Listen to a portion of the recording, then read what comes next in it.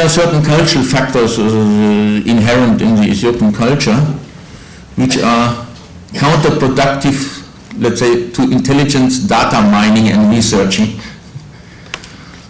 Or otherwise people are lazy, they are not curious, they lack, even though they have a fertile fantasy when it comes to perceiving real or imagined as a threat potentials, they still lack the necessary research fantasy to properly evaluate such data. That is the problem of all security services. The CIA produced many gaffes over the last decades due to this human factor. Not because of lack of equipment or lack of data, but the human factor in handling the data. The same is the case in Ethiopia. The Ethiopian national security is not an organ of the state to protect the state. As to varying degrees security services are in Western countries. The Ethiopian National Security Service always has been the instrument of the ruler of the time, whose main task was not to protect the state as such, but to protect the ruler, whether it is a monarch or a military junta or now as an autocratic party. These rulers perceive themselves to be practically identical with the state, and that their survival is the same as the survival of the state, which obviously it is not, because these rulers fell in Ethiopia and still there. But they perceive the situation as such, and they use the National Security and Intelligence Service predominantly, primarily, to assure that they stay in power. The Ethiopian National Security and Intelligence Service is accountable to the Prime Minister's office. It is directly placed under the authority of the Prime Minister. The Ethiopian National Security and Intelligence Service is predominantly staffed by Tigray. About 80% of its full-time operational cadres are from the Tigray region, about 20% from others. That applies for the headquarter office in Addis as well as the regional the branch offices, and it applies also to, let's say, the roving staff employed abroad. For obvious reasons, abroad the number of Tigray is lower because they could be easily spotted, so they have to send other operatives. The National Security and Intelligence Service operates without any political accountability, as it is under the Prime Minister office. It does not even send to the quote-unquote Ethiopian Parliament operational reports or yearly reports. There is no such thing. Within the Prime Minister office, the Ethiopian Security and Intelligence Service is supervised by a National Security Council, which is composed of the Prime Minister, the Deputy Prime Minister, the Foreign Minister, the head of the Prime Minister's office, the Chief of Staff of the Ethiopian Defense Force, and the head of the Ethiopian Police Commission. Now, 4 out of these 7 people are the Tigray by origin, and that assures, as I said, or used to be Tigray by origin after the recent changes in the government with the senior Mesfin, the foreign minister, going out. Now The composition is still different, but there is the same the official set of office positions are represented there. Most of the operations of the Ethiopian National Security Service are never officially documented or publicized. They can only be inferred by the effects. People are arrested, people disappear, people are extra legally or extrajudicially killed. Abroad, funny persons appear at meetings.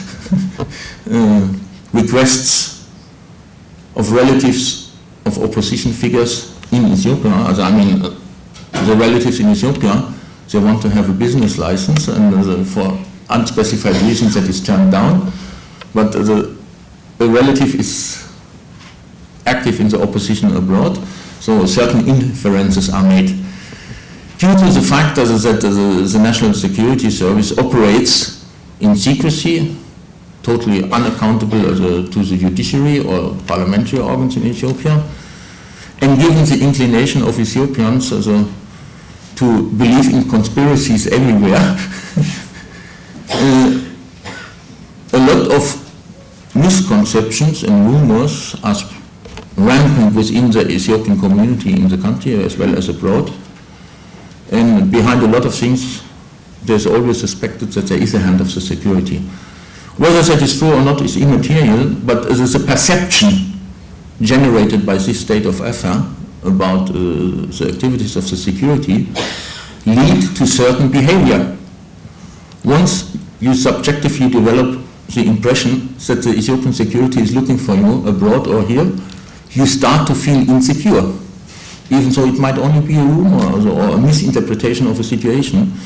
And when you are in Ethiopia, you don't wait for a second or a third time, because it is highly advisable to disappear before they really take an interest in you, before they're coming after you. So once you have the feeling to be under threat, it is best to move on.